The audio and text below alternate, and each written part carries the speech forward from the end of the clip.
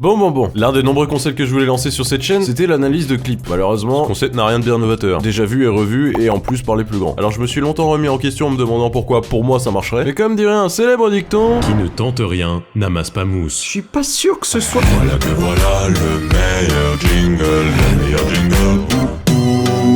Jeanne Calise, dite Jane, est une auteure, compositrice, interprète française. Chantant en anglais, née le 7 février 1992 à Toulouse. Ah, Wikipédia.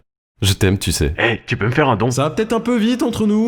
L'un de ses morceaux les plus connus s'intitule Comme, qui date de 2015, putain, et qui a été notamment utilisé dans ce magnifique spot publicitaire. Dis papa, moi aussi je pourrais devenir artiste. Oh putain, ma fille veut devenir une chômeuse. Papa, vite, fais-la descendre.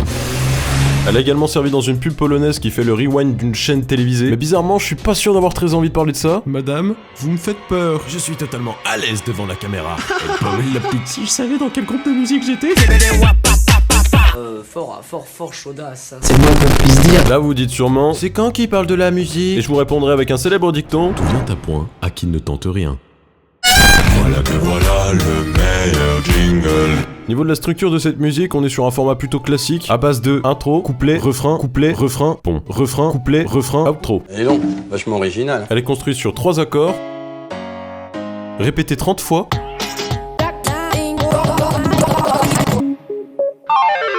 sauf pendant le pont, qui jouera 2 accords qu'on n'entendra plus jamais, autant dire qu'on est dans une musique bien commerciale. Et pour continuer sur les répétitions, si on superpose le premier et le deuxième refrain, et qu'on alterne entre les deux, il y a aucune différence.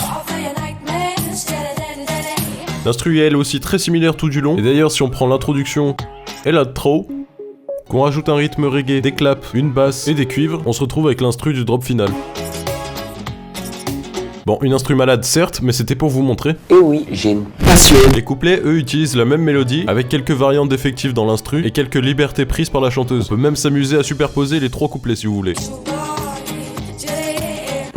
J'aime la musique. La petite spécificité de ce morceau, du moins dans la structure, c'est ce pont qui, au lieu de faire 4 temps comme tout le reste, bah il en fait 5, ce qui décale tout le reste. Mais bon, après on n'est pas trop perturbé parce qu'on retombe instantanément sur Comme ou comme. Ta gueule. Bon, et maintenant si on regarde les paroles, on tombe sur quelque chose d'encore plus original, une femme qui se sent seule sans son mec et qui pleure son absence. Vachement original. En vrai, je crois bien que c'est le meilleur jingle. C'était le meilleur jingle.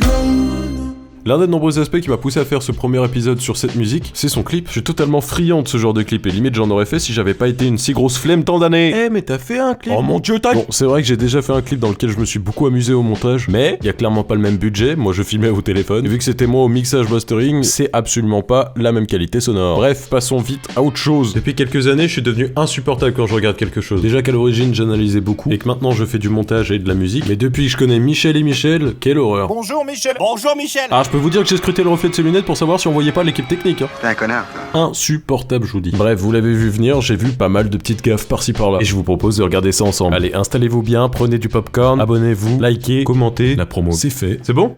Allez, on y va. Quand on voit le nombre d'effets dans ce clip, on peut se dire c'est facile, il y a du fond vert partout. Effectivement, il y a certains plans qui ne sont pas incompatibles avec cette technique, et d'autres où c'est obligatoire. Ça va être la fête à votre... D'ailleurs, pour cet effet-là, il y a une petite vidéo qui traîne sur YouTube et qui explique très bien comment ils ont pu faire. Mais d'autres plans m'ont poussé à croire qu'ils ont pas pu utiliser de fond vert et qu'ils auraient utilisé une autre technique qui s'appelle la rotoscopie. Un mot compliqué pour expliquer un fait simple, c'est le fait de détourer un objet en mouvement image par image. Et ici, ils l'ont superposé à un plan qui a été tourné avec le même cadrage. Rien compris, moi. La rotoscopie, c'est un corps de métier entier et c'est pas simple du tout. À moins d'y passer un nombre d'heures incalculable, il y aura toujours des petits défauts par-ci par-là. Et en l'occurrence ici, il y en a énormément. Par exemple, ce plan où elle saute dans une tasse, à vitesse réelle, il y a rien qui nous pose souci. Mais quand on commence à se poser des questions, là, il y a pas mal de choses qui nous sautent aux yeux. Si on zoome sur elle, par exemple, on remarque qu'au début, on voit pas encore ses pieds et qu'on distingue le fond de l'ancien plan, qui va disparaître au moment où les pieds seront au même niveau et qui va réapparaître entre ses jambes quelques frames plus tard. Ensuite, le masque qui était censé l'entourer et la détourer a été légèrement plus gros que nécessaire, ce qui a pour conséquence par exemple que dans sa chute, on voit une sorte de voile autour d'elle. Par contre, il y a un autre détail qu'on peut remarquer à vitesse réelle. Le mouvement de cette table ne vous choque pas? Non, ça va. Ils ont très certainement voulu créer un effet de parallaxe. L'effet parallaxe, c'est simple, c'est s'il y a un mouvement de caméra, les objets en premier plan ne se déplaceront pas à la même vitesse que les objets en arrière-plan. Ici, cette séquence a été tournée en plan fixe. Ils ont rajouté le mouvement de caméra au montage, et pour éviter que tous les éléments se déplacent en même temps, et donc créer l'effet de profondeur, ils ont détouré toute la table et l'ont déplacée à une autre vitesse. D'ailleurs, on voit que le mouvement de la table se finit avant le mouvement de la caméra, et qu'il y a un petit changement de plan qui a été fait en fondu au moment où ils ont lâché l'objet dans la tasse pour faire comme si c'était elle qui tombait dedans. J'ai pas compris qu'est-ce que je dois faire. Ça me rappelle ce plan avec le tronc d'arbre qui fait un mouvement complètement bizarre, et j'avoue que j'ai pas réussi à comprendre pourquoi ils ont détouré l'arbre. Il y a de fortes chances que ce soit pour créer de la profondeur. Mais pour revenir sur la rotoscopie, il y a un plan précis où c'est le festival des erreurs. À vitesse réelle, ça va, hein. Après plusieurs visionnages, on commence à avoir des petits bugs, non? Non? Y'a que moi? Ok. C'est quoi ce petit truc noir? Attention madame, votre tibia fait des angles droits. Quoi cette plante Il clignote? se passe des trucs chelous autour de votre jambe. Ça c'est du poignet, ça. Attention madame, votre pied n'a pas encore apparu. Marche quoi? J'ai perdu mon dos! Ah, ça c'est du régime efficace.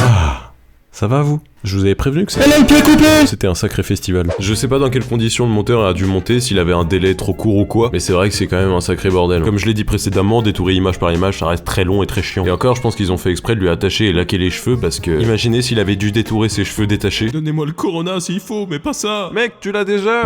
Vous inquiétez pas, vu que j'ai lâché quand même beaucoup de termes techniques, on va partir sur quelque chose de beaucoup plus simple. Je vous parlais de détourer un objet image par image, mais des fois il y a pas besoin. Par exemple ici où on la voit jouer aux échecs avec elle-même, il suffit de créer un masque sur toute la partie de l'image qu'on veut pas, et vu qu'il y a aucune interaction entre les deux, pas besoin de détourer l'objet. Tu viens de traiter une femme d'objet? Non mais c'est pas ce...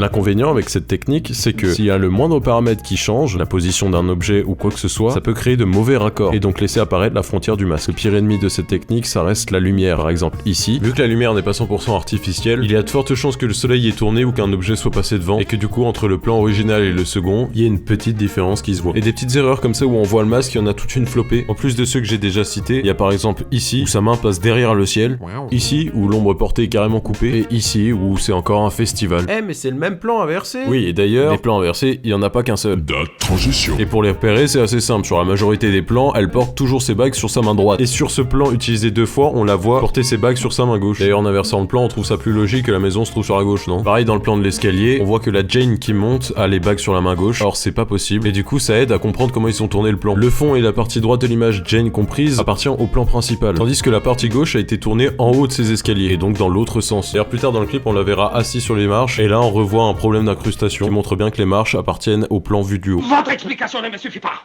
C'est pourtant clair. Et si on continue d'observer les bagues à ses doigts, on peut remarquer d'autres petites erreurs, comme au tout début de son clip, où on peut voir un contact entre 2 Jane à 2 reprises, mais l'absence de bague sur la main droite de 2 d'entre elles nous pousse à croire qu'ils ont juste habillé quelqu'un d'autre de la même façon. D'ailleurs, ça vaut ce que ça vaut, mais si on tire un trait au niveau des genoux, on voit que ces 2 personnes supposées imposteurs ne font pas la même taille que les autres Jane. Je joue peut-être un poil trop à mon Gus, moi. Et sur un autre plan où il y a encore un contact entre 2 Jane, on remarque encore un souci au niveau des bagues. Cette fois, elle en a, mais absolument pas au bon doigt. D'ailleurs, on peut voir une petite incohérence au niveau des ombres. On voit que le monteur a oublié d'effacer l'ombre de la vraie Jane, alors que là, il l'avait bien fait. Et pour continuer sur les accessoires, ce plan est le seul où elle porte une sorte de bracelet au poignet. Bon, je pense qu'on a assez épluché le clip, même s'il reste encore beaucoup d'erreurs, et d'ailleurs certaines que je comprends toujours pas, comme celle-là dans la piscine où il y a un truc qui disparaît, celle où elle lance l'avion, avec un petit pixel noir qui apparaît, une frame, ou encore ce qu'ils ont essayé de faire sur l'avant-dernier plan, avec ces petits trucs noirs qui apparaissent et disparaissent. Bref, je vous ferai pas l'affront pour vous demander de vous abonner, de liker, de partager, de commenter, mais par contre, n'hésitez pas à venir me dire si vous avez eu des erreurs que moi je n'ai pas vues. Je vous fais des bisous, et...